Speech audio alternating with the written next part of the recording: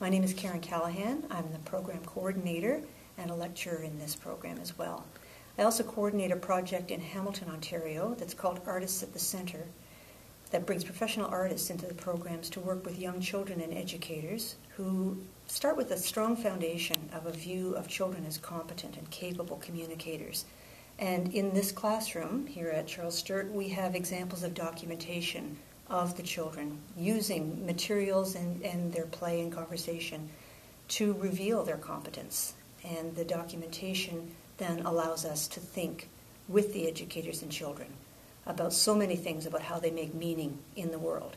So we have a wonderful way to have the children present with us, even though they're not physically here. Thank you, Karyn.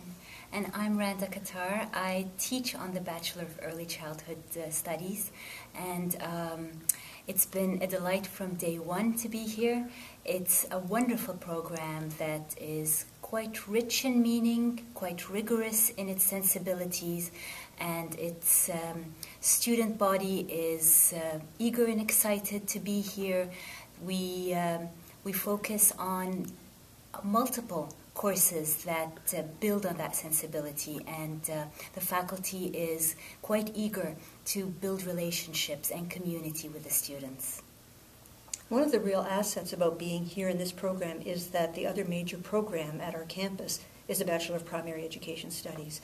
And so rather than being two solitudes in this same building, we are increasingly having wonderful dialogue among the faculty members in both programs. And Randa's been really a key person for this because she teaches in both programs.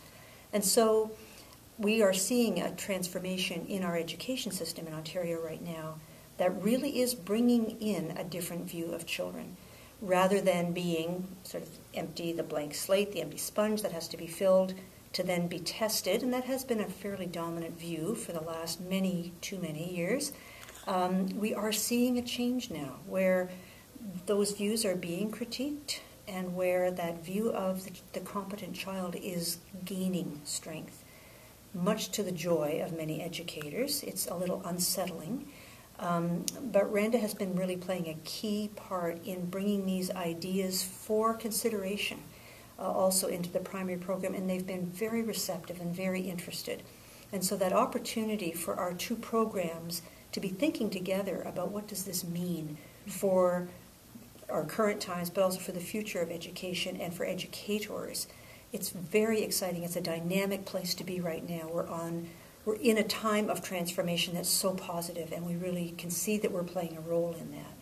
And in a key sense, Karyn, there is that sense that it's a liberating idea to think that children are competent, capable, and strong, because it liberates not only the child to be able to express themselves in multiple ways, but it also allows the educators in any context to be liberated as well, to see that they don't need to be the sole holders of the knowledge, the sole transmitters of the knowledge, and the sole keepers or gatekeepers of that knowledge. And that sense of relationship all through around with families, with children, with the community is really powerful, and it moves us from a sense that education is a linear process, starting from one point, getting to another point, to a much more dynamic, recursive, kind of iterative process that's really focused on bringing the best out of each participant. So this new view of children that we're talking about demands a new view of educators as well. And so we also feel very strongly that we have to have congruence between what we're saying and what we're doing. And we really look to Lillian Katz and her inspiration for those ideas. So we've been challenging ourselves to find more ways to also, in our work with students, be open and receptive to a more emergent approach, to not only say that we believe everyone in the room is a teacher and everyone's a learner, but to live that, to have uncertainty, to shake ourselves loose of that sense of expertise, and instead embody curiosity, that sort of authenticity in the classroom. And at first it can be unsettling, and not all the students are expecting that when they come to university. They come with an expectation that they are going to learn from experts rather than learning together in a community of learners in the classroom. And so we have some tensions around that at first. There are also tensions just living within what we know in a university environment, where there are expectations about assessment and about subject outlines, and we are looking to make them as supportive of this way of thinking as we can. And we understand the reasons for some of these structures, but we want to carve out a living space within them, and it's an exciting place to be. And that whole notion of a tension between an emergent and a pre-planned curriculum, which of course we have, a pre-planned outline like any university has, but also spaces, as Karyn mentioned, within that curriculum where we can carve out spaces for creativity, for critical thinking, for engaging with difficult knowledge and ideas, for talking about issues that really matter, issues that are current today in early childhood education, and bringing these voices from the community, bringing people who are talking about these issues in the community and bringing them into the classroom, so that the classroom is not really four walls that's in a university, but really leaks out into the community and is built on that sense of relationship that matters at every level. With that in mind, thinking that leadership doesn't just happen in one space in a community. It happens not hierarchically, but distributedly, in shared notions of leadership, children leading, families leading, thinking together with community members at the government level, at all levels, at the university level, and building that into a research practice as well, and finding spaces where there are questions that we need to ask and building on those so that we can research them in authentic ways. And so this pedagogical documentation that we're talking about is certainly what we're seeing here has been done by artists working with young children, but our students start engaging in this kind of work from the very beginning as well. And we also, on this path of trying to be as congruent as we can in our own teaching, have started the practice of documenting our encounters with students so that we can think about them together and give visibility to our thinking processes and our uncertainties and our openness to what is emerging. And that's been a real learning curve for us. We're still learning very much about this. But the surprises are just so delicious. They're so delightful. And the students start to get very excited because they've often learned in a more developmental way about children, where they know what they're looking for and if just looking to see if students have met outcomes, and instead to recognize that children have such richness in their thinking, their questions, and their ability to research. And so, for example, behind me, we've got an example of a little boy who's only 2 and had been interested in putting marbles down a tube and listening to the sound of it. And it was very interesting to him. And it didn't come up. The little girl who was sitting at the table with him wasn't interested in that. This was his investigation, and it wasn't what the teacher had in mind at all at the time. But he went on to have other questions about this, including, as you're seeing depicted here, what else can go through a conduit? And his question was, will light go through the conduit? Well, this conduit in particular had a bend in it. And so the adults were pretty sure it wouldn't, that the light wouldn't bend in the conduit. There was no mirror in it. It was just a tube. And that photo is showing, sure enough, there comes the light right out where he's looking. And so that sense of being not so much planned as prepared for the unexpected, prepared for what gets revealed and how the child might make meaning of that. We just are in a state of delight all the time. It's really a wonderful place to be. And it's not without its challenges insofar as this doubling that Karyn is talking about, this sense that of living the practice that we teach is not without its challenges, because it is an uncertain process, and we do actually have to put ourselves out there with our students to explore and to say, I don't know what's going to come next, but let's find out together. So in our investigations, in the courses that we investigate and respond to questions, there is that sense that the future is not known, but at the same time there is a sense that we plan for it. Mm-hmm. And I'm reminded of what Loris Malaguzzi talks about planning for 100 ideas. Mm-hmm. So when the 101st is on the horizon, we're kind of ready for it. We don't know what it is, but there is a sense of anticipation and excitement as well, which is actually, as Karyn said, delicious. And two of the subjects that Randa teaches involve what would usually be called a practicum or professional experience, we call it. And in keeping with this way of thinking, there isn't a list of outcomes that the students are going to meet so much as they create a project in the community with a mentor. And again, we don't know what that's going to be. Mm-hmm. So living that sense of not knowing but being confident and looking for how this is going to unroll and what supports might be needed. Do you want to talk a little bit about that, Randa? Well, in a sense, it goes back to that idea that education can be seen in linear ways, where you're going from point A to point B. You enter into the four walls of a classroom or into the building of a university, and you know what to expect coming in, and then you know exactly what to expect coming out. We do have expectations, but these expectations ask the students to become participants in the expectations so that they are co-creating with us the ideas for example, their professional experience. And we talk a lot in class about the difference between what we call a placement and a professional experience, and language does matter. And so when we think of terms such as placement, as my latest class said a couple of days ago, they feel like they're being plopped into something. While the notion of a professional experience sort of signifies something a little bit more emergent, professional, having to do with the importance of experience, having to do with agency.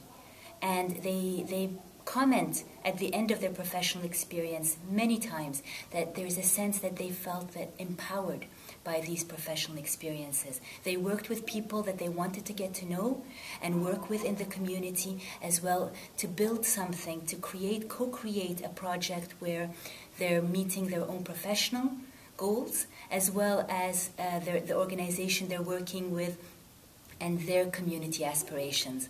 So it's quite emergent and quite wonderful. And in their leadership professional experience, many feel like they've left a trace behind, which is really a wonderful feeling, to feel like you're building community with those in the community, with families, with children, and working on behalf of these different people.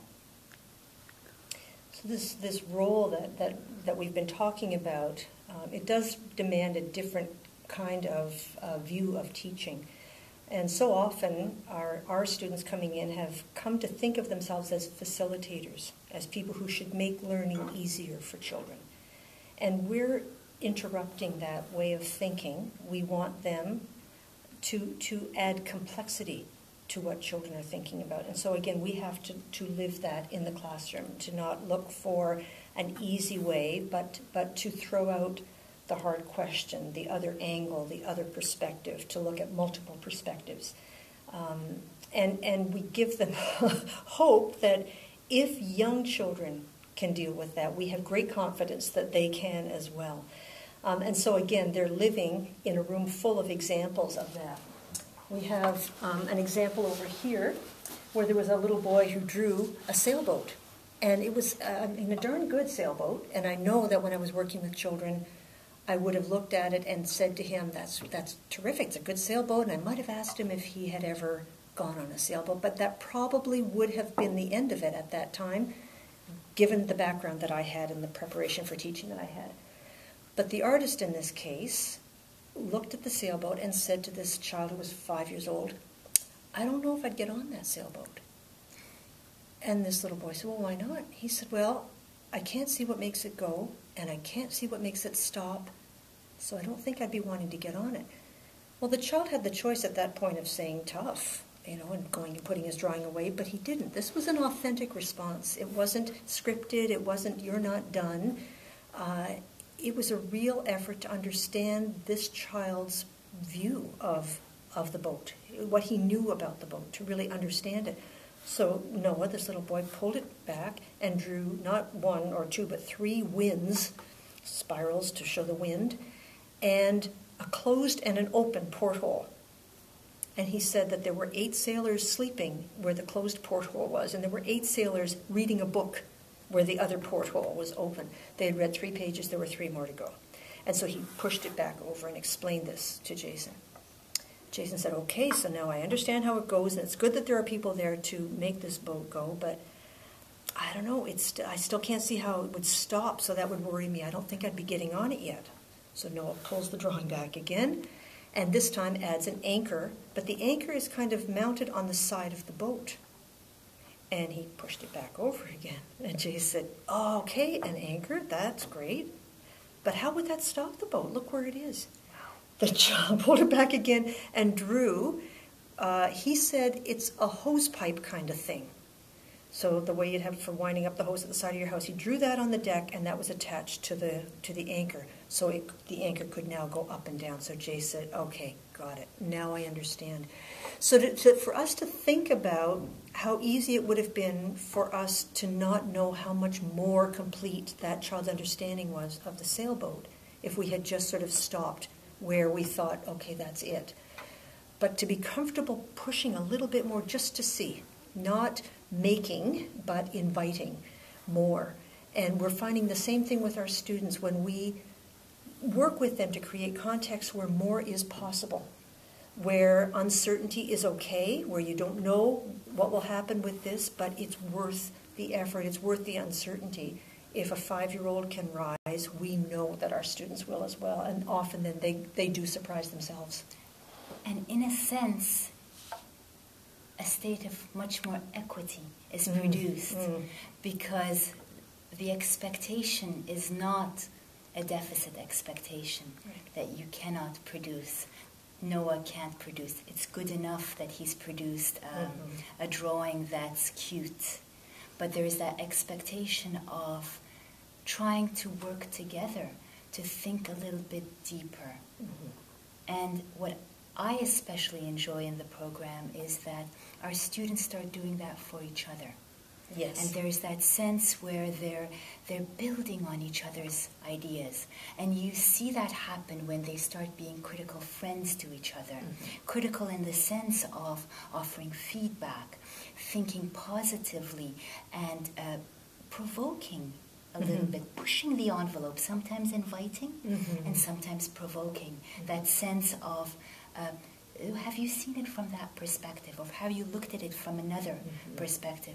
And they become this wonderful resource for each other, and we've seen that in the students that graduated in the first year, coming back to be part of the community for the second years and third years, and just coming back and building on that process.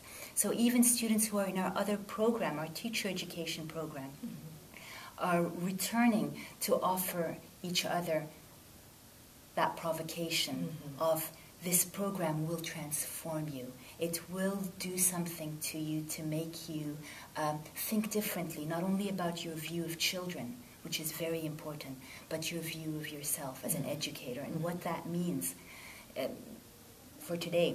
And the landscape is changing. Yes. We as a society in Ontario and in Canada and internationally, we are looking towards that sort of leadership, that different sense of what an early childhood education can be and would be. A much more critical sense, a much more transformational sense, a much more participatory sense, because children deserve better. They deserve what Malaguzzi again talks about as that gifted teacher who is going to walk the path with them. So it's an exciting time to be in education, I think particularly early education in Ontario, and particularly an exciting time to be at Charles Sturt University, because we're the small but big university here. We don't have the long, but it's always been done this way, kind of history to have to shed. There's a great openness, there's a kind of youthfulness, if you like, about being here.